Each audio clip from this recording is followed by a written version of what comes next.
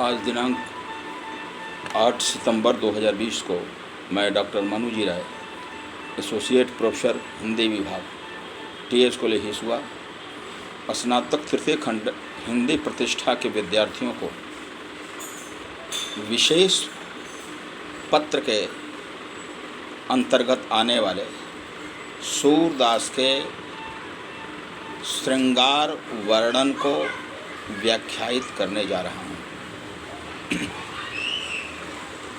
पिछले दिन वर्ग में मैंने बताया था कि सूरदास ने आचार्य वल्लभाचार्य के निर्देश के अनुकूल दो रसों का ही मुख्य रूप से विवेचन किया जब उन्होंने दीक्षा प्राप्त की। दीक्षा प्राप्ति के पूर्व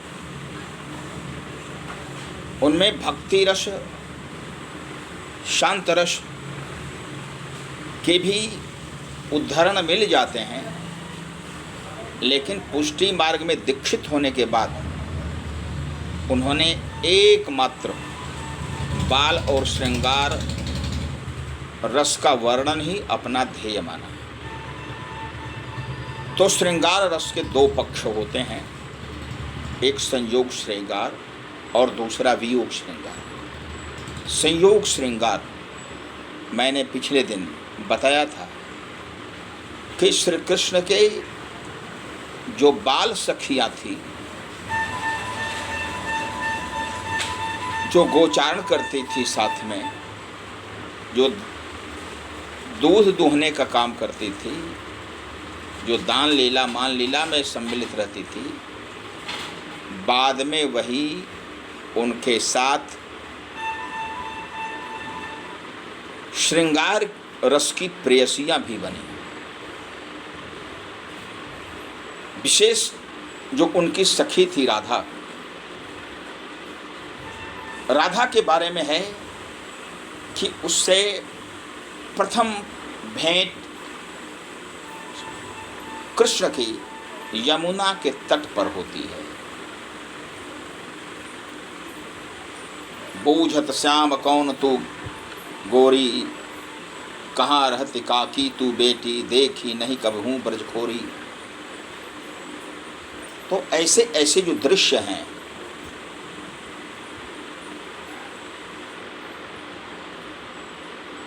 हरि निकसे खेलन ब्रजखोरी, गए श्याम रवि तनया के तट, अंग लसत चंदन की खौरी, औचक ही देखी तह राधा, अरुण नयन विशाल भाल दिए रोरी। चूँकि बाल्यावस्था में खेलते समय हरे निकसे खेलन ब्रजखोरी, ब्रज की गलियों में निकले और अचानक उन्होंने राधा को देखा, राधा ने भी कृष्ण को देखा। चूँकि दोनों अद्वितीय सौंदर्य से युक्त थे और दोनों एक दूसरे को देख करके रीझ गए। सूरदास ने नक्शिक वर्णन तो नहीं, लेकिन प्रमुख अंगों का वर्णन जरूर किया है।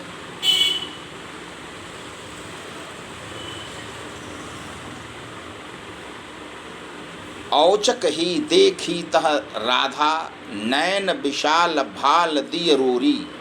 आंखें राधा की बड़ी थी, ललाट पर टीका लगा हुआ था, बेनी पीठ रुलत झकझोरी। वह केश, काले लंबे केश वाली युवती थी और उसको देखने के बाद नयन नयन मिली, पर्योठ गोरी। दोनों एक दूसरे के सौंदर्य को देख करके ठगा गए। चूँकि हमारी भारतीय संस्कृति के अनुकूल प्रेम का प्रस्ताव नायक के द्वारा ही होता है। इसलिए उस रूप दर्शन के बाद श्री कृष्ण ने प्रेम का प्रस्ताव रखा, और वह प्रस्ताव युवा जनित प्रेम का नहीं, बाल जनित प्रेम का, खेलने का। यह ध्यान देना चाहिए कि श्री कृष्ण और राधा का जो मिलन हुआ है वह बाल्यावस्था में हुआ है, वह युवावस्था की प्रौढ़ स्थितियों में नहीं हुआ है। खेलने वाले बाद में रास नृत्य के सखा बन जाते हैं, यौवन सखा बन जाते हैं। बूझत श्याम कौन तू गोरी, श्री कृष्ण पूछते हैं। बूझना का अर्थ होता है पूछना। ऐ गोरी तू कौन है, कहाँ रहती, इसको अंग्रेजी में भी कह सकते हैं आजकल जो पूछा जाता है। यह सूरदास की विशेषता है कि संवाद के क्रम में जो पहल होती है उसका उन्होंने उल्लेख किया है। बूझत श्याम कौन तू गोरी, कहाँ रहती, यानी पूछते हैं हु आर यू राधा, कहाँ रहती, वेयर डू यू लिव, का की तू बेटी, what is your father's name, देखी नहीं कब हूँ ब्रज खोरी, तुम्हें ब्रज की गलियों में हमने कभी नहीं देखा है। ये प्रथम दर्शन है, प्रथम भेंट है, आंखें चार हुई हैं पहली बार। सूरदास की राधा सामान्य नायिका नहीं, बाल्यावस्था में है, लेकिन उसका मस्तिष्क और हृदय दोनों पुष्ट हैं। उसके बाद उसने परिहास कर ही दिया। प्रथम मिलन के बाद परिहास का प्रयोग राधा के द्वारा होता है। बूझत श्याम कौन तू गोरी, कहाँ रहती काकी तू बेटी, देखी नहीं कबहूँ ब्रज खोरी। उसके बाद काहे को हम ब्रजतन आवत, हम क्यों ब्रज में आए, खेलत रहती आपनी पौरी, अपनी पौरी अर्थात बरसाने में ही मैं खेलती रहती हूँ। मैं ब्रज क्षेत्र में नहीं आती, ब्रज की गलियों में नहीं आती, बस सुनत रहत श्रवणन नंद ढोटा, करत रहत माखन दधि चोरी। मैं सुनती रहती हूँ कि एक नंद का बेटा है, ढोटा यानी बेटा, माखन और दही की चोरी करता है। पहला ही प्रस्ताव था श्री कृष्ण का राधिका से सान्निध्य का, राधिका के साहचर्य का। उसको उसने परिहास पूर्ण ढंगों से अस्वीकार करते हुए कहा, काहे को हम ब्रतन आवत, खेलत रहते आपनी पौरी, सुनत रहत श्रवणन नंद ढोटा, करत रहत माखन दधि चोरी। माखन और दही की चोरी करते रहते हैं, हम सुनती हैं। श्री कृष्ण इस बात को सुनने के बाद फिर जवाब देते हैं। यह प्रश्नोत्तर शैली में पद है, लगता है कि रंगमंच पर संवाद चल रहा है। फिर श्री कृष्ण कहते, तुम्हारी कहाँ चौरी ले गई हो, खेलन चलो संग मिल जोरी। तुम्हारी मैं चोरी क्या करूँगा, तुम्हें कहाँ चुरा करके ले जाऊँगा। तो चोरी वाली वस्तु तो नहीं, दूध और दही मक्खन तो नहीं जो खा जाऊँगा।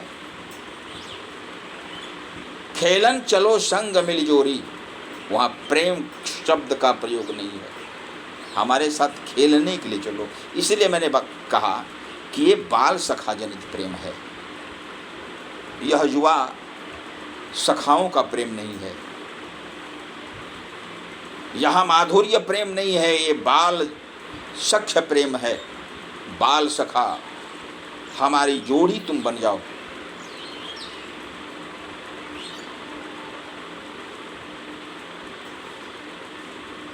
सूरदास कवि कहते हैं कि नैन नैन मिली परे ठगेरी, बातन भुरई राधिका भूरी।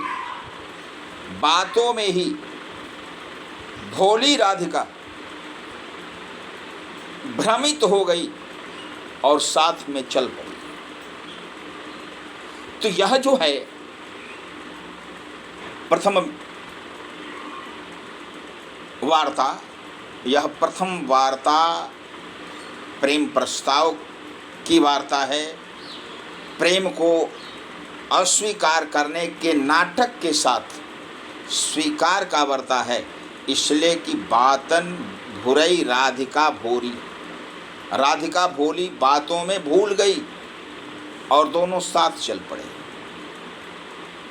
इसीलिए सूरदास ने कहा है कि कृष्ण और गोपियों के प्रेम में रूप, लोभ और साहचर्य का योग है। यहाँ पर रूप को देखने के बाद वार्ता की अभिलाषा हुई, संभाषण की अभिलाषा हुई, और जब प्रत्यक्ष संभाषण होता है तो उसके बाद राधिका को वे साथ में चलने के लिए कहते हैं और दोनों एक साथ खेलने के लिए चल पड़ते हैं। यह जो प्रेम है, यह एक दिन का प्रेम नहीं है। मैंने पिछले दिन भी संकेत किया था, ये बाल सख्य प्रेम, एक साथ क्रीड़ा करने का प्रेम बाद में यौवन क्रीड़ा के रूप में परिवर्तित हो जाता है। राधिका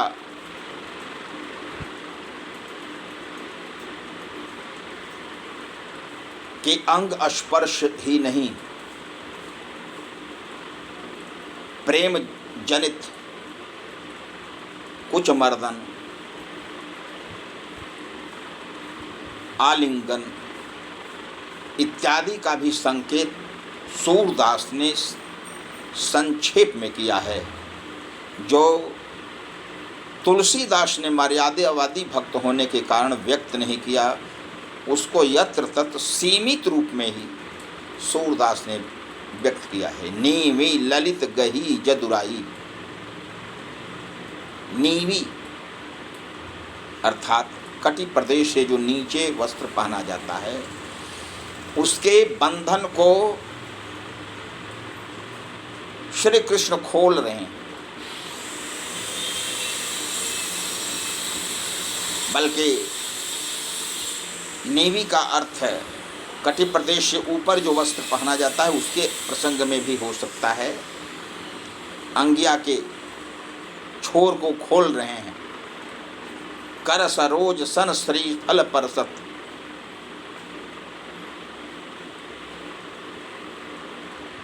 उपमा अलंकार का प्रयोग करके, खास करके रूपक, सांग रूपक का प्रयोग करके सूरदास ने उस संयोग श्रृंगार को पर्दे में रख दिया है। कर सरोज शरण श्री फल परसत। कर सरोज हाथ रूपी कमल से श्रीफल को स्पर्श कर रहे हैं। श्रीफल यानी राधिका के कुछ स्तन। तब जसुमती गई आई, और इसी बीच में यशोदा जी का आगमन होता है। श्री कृष्ण वाक चातुर्य से युक्त थे, उनमें वचन चतुरता की विलक्षण प्रतिभा थी। बस तत्क्षण रुदन करत मन मोहन, मन में सुधि अपनाई। अचानक उस समय रोने लगे श्री कृष्ण, और मन में एक उपाय उन्होंने ढूंढ लिया, सुध यानी उपाय। और वह उपाय क्या है? देखो ढीठ देत नहीं माता, राखिस गेंद चुराई। आए माता, देखो यह ढीठ राधा है, हमारी गेंद को इसने छिपा लिया है, हमें दे नहीं रही है। बस राधिका को भी मौका मिल जाता है, कह रहे तू यहाँ पर क्या मांग रहा है, चलो मैं तुझे घर पर दे रही हूँ, घर पर गेंद रख। उसके बाद राधिका उसको, कृष्ण को लेकर के चली जाती। तो यह जो प्रेम दिखाई पड़ रहा है उसमें सम प्रेम के लक्षण है। दोनों एक दूसरे को चाह रहे हैं, यह विषम प्रेम नहीं। बाद में यमुना तट पर, पनघट पर स्नान करते समय, गोचारण करते समय, गोदोहन करते समय कई प्रसंगों में इस प्रेम क्रीड़ा के संकेत मिलते हैं। रास नृत्य में तो एक सामूहिक प्रेम जो है वह दिखाई पड़ता है। उस रास नृत्य के बीच केंद्र में श्री कृष्ण रहते हैं और चारों तरफ गोपियां रहती हैं। यह एक निष्ठ प्रेम नहीं है कृष्ण की दृष्टि से, इसलिए कि अनेक गोपियों से उनका प्रेम था, लेकिन गोपियों का यदि प्रेम है तो सिर्फ कृष्ण के प्रति उनकी एक निष्ठता है। सभी गोपियां सिर्फ श्री कृष्ण को ही चाहती हैं और श्री कृष्ण सम प्रेम के द्वारा सभी गोपियों को चाहते हैं, सबको एक समान प्रेम देते हैं। इसलिए इस प्रेम को लोक रंजक के रूप में रखा जा सकता है। यह प्रेम लोकबद्ध नहीं है,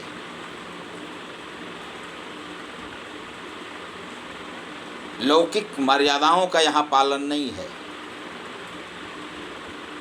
यह लोकबाह्य प्रेम है। इसमें जो मापदंड हैं नैतिकता के, वे सभी टूट गए हैं। सीता और राम का जो प्रेम है वह लोकबद्ध प्रेम है, लौकिक सीमाओं में आबद्ध है। चुंबन आलिंगन के दृश्य राम और सीता के प्रेम में कहीं दिखाई नहीं पड़ते।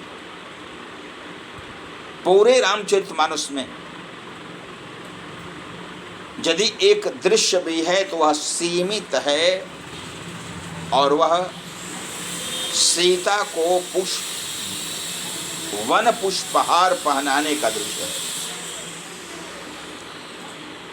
एक बार चुनि कुसुम सुहाए, निज कर भूषण राम बनाए, सीत ही पहिराए अति सादर, बैठे फटिक शिला पर सुंदर। फटिक शिला पर बैठे रहे और वहां पर उन्होंने उस पुष्पहार को पहना दिया। तत्पश्चात जयंत ने चंचू का प्रहार करके सीता को घायल किया। लेकिन यह लोक बाह्य प्रेम, लोकबद्ध प्रेम सूर साहित्य में नहीं दिखाई पड़ता।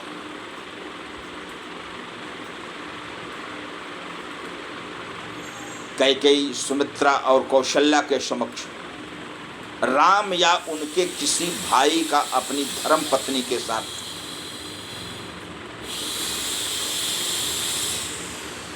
आलिंगन, चुंबन इत्यादि का कोई दृश्य नहीं दिखाई पड़ता पूरे तुलसी साहित्य में। लेकिन सूरदास ने सख्य प्रेम के चलते, सख्य भक्ति के चलते वैसे दृश्यों को ही फुटकल रूप में प्रस्तुत कर दिया है।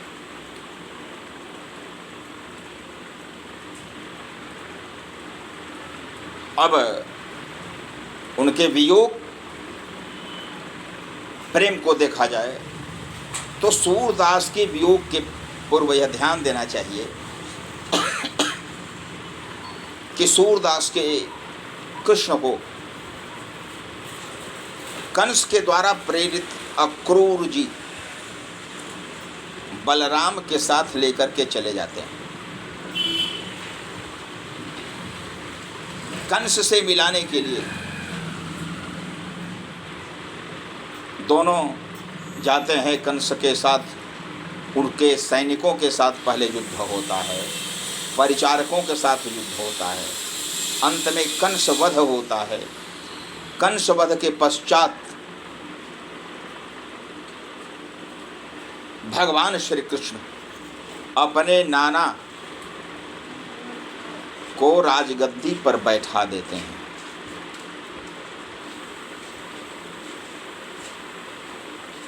उस समय कृष्ण जो राज व्यवस्था में लग जाते हैं, इसलिए कि कंस के पूर्व व्यवस्था गड़बड़ा गई थी, उसके सुधार में लगते हैं। और इस बीच गोपियों के बहुत से संदेश पहुंचते हैं, लेकिन कृष्ण किसी का जवाब नहीं देते, प्रत्युत्तर नहीं देते। और उस प्रसंग में यदि देखा जाए तो श्री कृष्ण के प्रति गोपियों की अनन्यता तो दिखाई पड़ती है, सम प्रेम दिखाई पड़ता है, लेकिन वहाँ पर जो प्रेम का स्वरूप है वह विषम प्रेम हो जाता है। गोपियाँ प्रतिदिन कई संदेश को प्रेषित करती हैं श्री कृष्ण के पास, और श्री कृष्ण किसी भी संदेश का उत्तर नहीं देते। इस कारण वह जो प्रेम है वह विषम प्रेम है। अंत में जो एक उनके मित्र हैं उद्धव जी को भेजा जाता है गोपियों के पास समझाने के लिए कि आप जा कर के गोपियों को समझा दीजिए। उद्धव जी को गर्व था, करे जो सगुण प्रेमिकाएं हैं उनको निर्गुण प्रेमी हम बना देंगे, उनके निर्गुण ब्रह्म के रूप में उपासिका बना देंगे, तो आपकी चिंता ही नहीं करेंगी, वो प्रसन्न हो जाएंगी। श्री कृष्ण जाते समय उनको कहते हैं कि ऐसा नहीं है, हमारी गोपियाँ हमारे प्रति पूर्णतः समर्पिता हैं, उनका अनन्य प्रेम है हमारे प्रति, मैं भी उनका स्मरण करता हूँ। लेकिन ये ज्ञान के गर्व से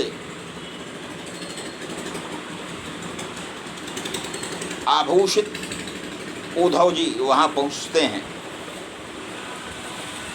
चूँकि इनका रंग भी काला था, वस्त्र भी पीताम्बरधारी थे, और आकृति प्रकृति सब उन्हीं के समान थी। ये गोपियों के बीच में खड़े होते हैं और ज्ञान का उपदेश देना शुरू कर देते हैं। गोपियाँ उनके एक दो उपदेशों को सुन करके उनका उत्तर देना शुरू करती हैं, और गोपियों के उस उत्तर में हृदय की विवशता है, वचन विदग्धता है, वाक्चातुर्य है, उपहास है, उपालंभ है। उपहास में स्नेहोपहास कहना ज़्यादा अच्छा होगा। प्रेमोपालंभ है, और इसके माध्यम से उन्होंने कृष्ण पर भी प्रहार किया है और उद्धव पर भी। अचानक उसी समय एक भंवरा उड़ करके आता है और एक गोपी के चरण पर बैठना चाहता है। उसकी नज़र में ऐसा लगता है कि यह तो कमल ही है। कमल सदृश प्रत्येक गोपी के चरण थे और उस भ्रमर को इंगित करके गोपियों ने जो व्यंग किया है, जो उपालंभ दिया है, जो उपहास किया है, जो वाग्वैदग्ध किया है, स्नेह की व्यवस्था बताई है, वह विशिष्ट है। और इसी कारण यह कहा जाता है कि सूरदास के काव्य में जितनी ही सहृदयता है उतनी ही वाग्विदग्धता भी। चूंकि इसके पूर्व कबीर आदि जो भक्त नहीं बल्कि संत थे, उन संत कवियों ने भगवान को निर्गुण रूप में ही प्रतिपादित किया। सगुण का उन्होंने खंडन किया, प्रेम की जगह ज्ञान को महत्व दिया। सूरदास जैसे भक्त कवियों ने ज्ञान से श्रेष्ठ प्रेम को, निर्गुण से श्रेष्ठ सगुण को और ज्ञान से श्रेष्ठ भक्ति को प्रतिपादित किया। इसी कारण जो भ्रमर गीत प्रसंग है वह निर्गुण, योग, वैराग्य, संन्यास, ध्यान, समाधि इत्यादि के खंडन के लिए है। प्रेम, सगुण भक्ति के मंडन के लिए है। और उसमें उद्धव जी मौन हो जाते हैं, उनके उत्तर बहुत कम दिखाई पड़ते हैं, ज़्यादा अभिव्यक्ति गोपियों के श्रीमुख से ही होती है। जैसे उन्होंने उपालंभ व्यक्त करते हुए, व्यंग करते हुए कहा है, आए जोग सिखावन पाणे, यानी योग सिखाने के लिए पाणे आए हैं। पांडे नहीं है, पंडित नहीं है, ये पाणे हैं। हमारे यहाँ एक विशेषता है कि यदि तत्सम रूप में कोई शब्द प्रयुक्त होता है तो वह श्लील होता है और तद्भव रूप में वही अश्लील हो जाता है। जैसे गर्भिणी और गाभिन, उसी प्रकार से पंडित से पाणे। यही नहीं, गोपियां वहां पर निरक्षरा प्रतीत नहीं होती, वो व्यक्त करती हैं मस्तिष्क से नहीं, हृदय से अपनी विवशता व्यक्त करती हैं और यह बताती हैं कि हम असमर्थ हैं ज्ञान, योग, वैराग्य को अपनाने में। यदि हमारे सामर्थ्य रहता तो हम भी ज्ञान वैराग्य अपना लेती, लेकिन हमारे बीच में वह ऐसी असमर्थता है जिसको हम चाह करके भी दूर नहीं कर सकते। बताती हैं, ऊधव मन न भयो 10-20, एक हुतोसो गयो श्याम संग को आराधे ईश। यानी ऐ उद्धव, हमारे पास एक मन था, यानी एक ही मस्तिष्क था, और एक हुतोसो गयो श्याम संग, वह श्याम के संग चला गया। अब को आराधे ईश, अब निर्गुण ईश्वर की कौन आराधना करेगा? अर्थात कोई नहीं करेगा। यह जो काकू वक्रोक्ति का उन्होंने प्रयोग किया है, यह गोपियों के असीम प्रेम और अनन्य प्रेम का उदाहरण है।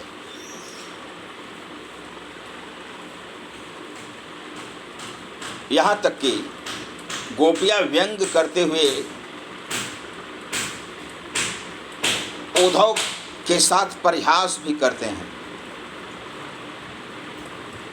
वो कहती हैं कि अच्छा उद्धव जी, ये तो बताइए, सूरदास प्रभु तुम्हें पठायो तब नए कहूँ मुस्काने।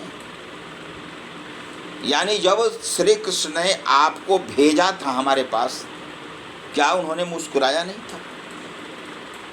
इससे ध्वनि तो होता है कि श्री कृष्ण की गोपियां श्री कृष्ण को सगुण रूप में चाह रही हैं, निर्गुण रूप में नहीं चाहती। निर्गुण कृष्ण को, निर्गुण ब्रह्म को उन्होंने स्वीकार ही नहीं किया।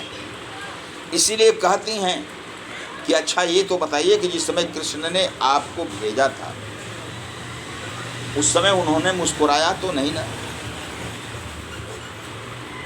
अर्थात यदि मुस्कुरा दिया, इसका मतलब कि आपको उन्होंने मूर्ख बनाया है।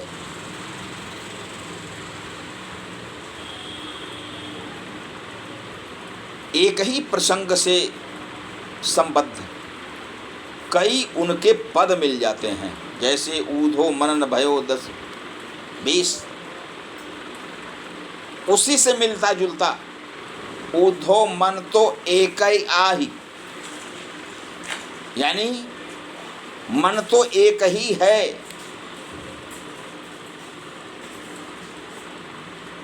और जब इससे भी जी नहीं भरता, तब अपने श्री कृष्ण के त्रिभंगी रूप की भी वो चर्चा कर देती हैं।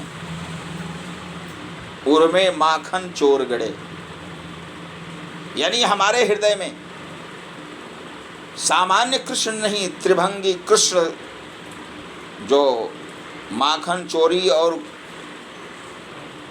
दधि की चोरी करते थे, वे ही घुसे हुए हैं। अब कई सहु निकसत नहीं ऊधो तिरछे वै जु अड़े। अब किसी ढंग से हम चाहते हैं कि निकल जाएं, लेकिन वे निकल नहीं पाते हैं, इसलिए कि हृदय से, और वो भी 3 अंग से जो टेढ़ा है वह जल्दी निकल नहीं सकता है। तिरछे वै जु अड़े।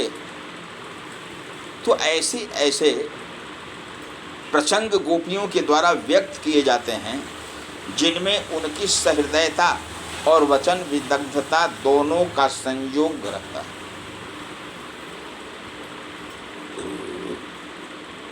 कहीं कहीं उन्होंने प्राकृतिक दृश्यों को भी अपने प्रेम के बीच में उपस्थित किया है। और वे प्राकृतिक दृश्य क्या हैं? उद्धव कोकिल कूजत कानन। वे संकेत करती हैं कि देखो वसंत का समय है उद्धव, और इस वसंत ऋतु में कोयलों की कूक सुनाई पड़ रही है, जंगल में कोयल कूक रही है। ऐसे में तू मोह सिखावत भस्म लगावन आनंद। यानी इस परिस्थिति में क्या हम लोग योगिनियों के समान भस्म को अपने पूरे शरीर में लपेट लें, हम युवतियां? कहीं कहीं वे कहते हैं कि जुवतिन जोग भोग कुबजा कहीं कौने सीख सिखाई। युवतियों के लिए भोग, युवतियों के लिए योग, और बूढ़ी कुब्जा के लिए भोग, ये किसने तुझे सिखाया? तुम्हारा गुरु कौन था? अर्थात तुम्हारा गुरु नहीं बल्कि वह गुरु घंटाल था, जिसने बुढ़िया के साथ कृष्ण को प्रेम करने के लिए कहा और युवतियों को कह दिया कि तुम योगिनी बन जाओ। तो ऐसे ऐसे जो दृश्य हैं वे यह बताते हैं कि गोपियां हृदय से कृष्ण को चाह रही हैं और कृष्ण की वियोगावस्था में भी कृष्ण के रूप स्मरण, गुण कथन इत्यादि के माध्यम से कृष्ण को चाहती हैं। कृष्ण के अतिरिक्त किसी अन्य विकल्प, ब्रह्म, योग इत्यादि को अस्वीकार करती है।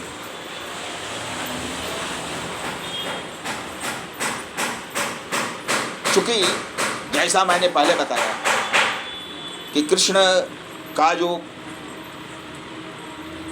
वियोग वर्णन है वह गोपियों के प्रति अभिव्यक्त नहीं होता। उनका उद्गार, वे क्या चाहते हैं ऐसा कुछ नहीं उनके मुंह से निकलता। वे हर जगह मौन ही रहते हैं, सिर्फ गोपियां ही बोलती हैं। लेकिन गोपियों ने भी कहीं कहीं कृष्ण के प्रति सहृदयता दिखाई, उपालंभ व्यक्त करती हैं, लेकिन कृष्ण का अहित नहीं चाहती। आजकल का ऐसा नहीं है कि यदि प्रेमी से प्रिया का किसी प्रकार का विभेद हो गया तो प्रेमी का वध कराने की भी योजना बनाई जाती है। वहां पर ऐसा नहीं है। कृष्ण नहीं चाह रहे हैं। कृष्ण ने कुब्जा के साथ विवाह कर लिया है, प्रेम कर लिया है, कोई हर्ज नहीं है। कहती हैं कि ब्याह लाख धरो 10 कुबरी अंतहु कान्हा हमारो, यानी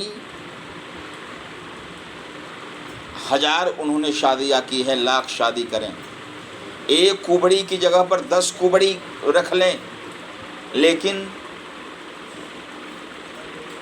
अंत में वे जो कृष्ण होंगे हमारे ही होंगे। कुब्जा कृष्ण नहीं कहलाएंगे, गोपी कृष्ण ही कहलाएंगे। यह आत्मविश्वास, अपने प्रेम के प्रति विश्वास, अपने भविष्य के प्रति विश्वास, यह बताता है कि कृष्ण के प्रति गोपियों का उदात्त प्रेम। देत असीस तऊ हम पुनि पुनि नाथ खसै जनिबार, वो तो आशीर्वाद भी देती हैं कि भले ही उन्होंने हमें परित्याग कर दिया है, लेकिन हम आशीर्वाद दे रही हैं और बार बार आशीर्वाद दे रही हैं कि स्नान करते समय भी उनके केस नहीं टूटें।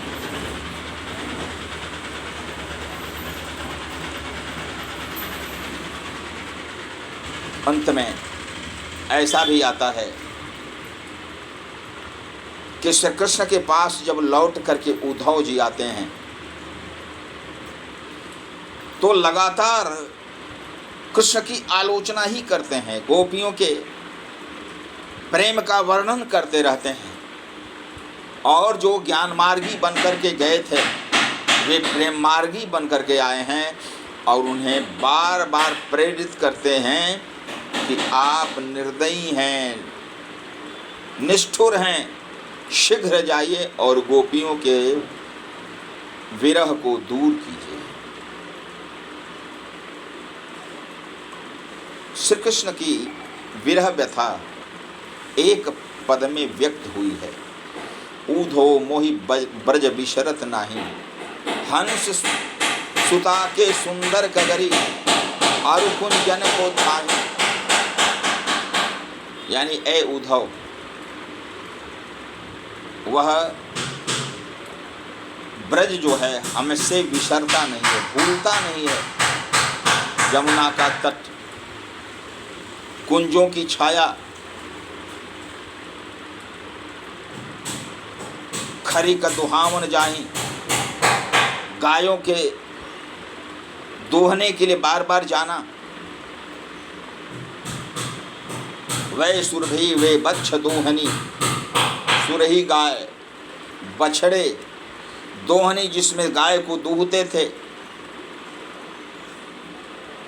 और गायों को दोहने के लिए जाते थे। ऐसे दृश्य हमसे भूलते नहीं हैं।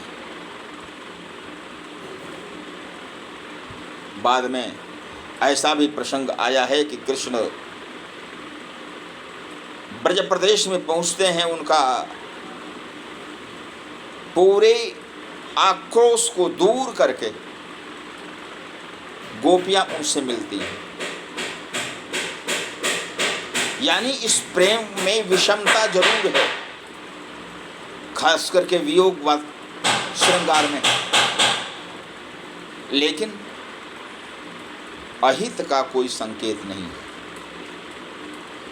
चूंकि कृष्ण भक्त सूरदास जी सगुणोपासक भक्त थे, कृष्ण के अनुग्रह के आकांक्षी थे, इसलिए वे श्री कृष्ण से प्रेम ही करना चाहते हैं। श्री कृष्ण के अतिरिक्त उन्हें कुछ नहीं चाहिए। इसलिए यह जो प्रेम है वह विशिष्ट प्रेम है। सबसे बड़ी बात यह है ध्यान देने की कि सूरदास की जो गोपियों का प्रेम है वह शुक्ल जी के मतानुसार बैठे ठाले का वियोग है। जब इच्छा हुई एक घड़ा आंसू बहा दिया। वे वियोग प्रसंग में प्रकृति से पूर्णतः दूर हो जाती हैं। कोई उनकी ऐसी गतिविधि नहीं दिखाई पड़ती। सामाजिक स्तर पर, प्राकृतिक स्तर पर जिस प्रकार की गतिविधि नागमती ने दिखाई है, जंगल जंगल घूम करके अपने संदेश को पक्षियों से कह करके, वृक्षों से कह करके, ऐसा वियोग सूरदास के काव्य में नहीं है। इस दृष्टि से सूरदास का जो काव्य है वह बैठे ठाले का वियोग है, और उनका जो प्रेम वर्णन हुआ है वह प्रेम वर्णन सत्य भक्ति से संबद्ध है, जिसमें चुंबन, आलिंगन, परिरंभण, रतिकर्म इत्यादि का भी संकेत हुआ है। प्रेम क्रीड़ाओं का भी संकेत हुआ है। गोदोहन लीला, चीरहरण लीला, मान लीला, दान लीला आदि जितने भी लीलाएं हैं, ये सभी उसी प्रेम की पुष्टि करने वाली है। यानी संयोग और वियोग दोनों ही दृष्टि से देखा जाए तो सूरदास का श्रृंगार वर्णन अप्रमेय है, अनुपमेय है, अद्वितीय है, और ऐसा वर्णन अन्य किसी साहित्य में नहीं मिलता। सूरदास की गोपियां प्रेमाभिव्यक्ति के क्रम में अपने हृदय ही नहीं, अपने वाक्चातुर्य का भी परिचय देती हैं। वे उद्धव के ज्ञान प्रवचन को सुनकर के मौन होने वाली नहीं हैं, मुखर होने वाली हैं। ईंट का जवाब पत्थर से देती हैं, लेकिन अपने प्रिय को किसी प्रकार का अहित नहीं पहुंचाना चाहती। इसलिए इस वियोग में भी आत्मसमर्पण का ही भाव है, प्रिय के मंगल का ही भाव है। प्रिय के अमंगल की कामना भी नहीं है, कल्पना भी नहीं है। इसलिए सूरदास का जो श्रृंगार वर्णन है वह अद्वितीय है, और उनका जो श्रृंगार, खास करके संयोग श्रृंगार जो व्यक्त हुआ है वह प्रकृति के बीच में हुआ है। उनका श्रृंगार वर्णन या माधुर्य वर्णन बाल लीला वर्णन से इस प्रकार संपृक्त है कि यह अंतर करना मुश्किल है कि कहाँ से बाल लीला समाप्त होती है और श्रृंगार लीला आरंभ होती है। इसलिए कि बहुत से ऐसे पद हैं जो वयः संधि के पद हैं, जिसमें कुछ बालपन है तो कुछ यौवनमाद भी है। इसलिए सूरदास का जो वात्सल्य भाव है, जो श्रृंगार भाव है, वह अद्वितीय रूप में अभिव्यक्त हुआ है और इन दोनों क्षेत्रों में वे किसी भी कवि से विशिष्ट हैं और भविष्य के लिए भी अविजीत रूप में दिखाई पड़ रहे हैं। मैं अपने विद्यार्थियों को यह कहना चाहता हूँ कि आप इस लॉकडाउन की परिस्थिति में दूर रह करके भी अध्ययन करें। ये जो व्याख्यान हैं वे आपको अधिक अंक दिला सकते हैं। जो उदाहरण दिए जाते हैं उन उदाहरणों को कंठस्थ करना आपका उत्तरदायित्व है, जिसके चलते आपको अधिक अंक मिले। धन्यवाद।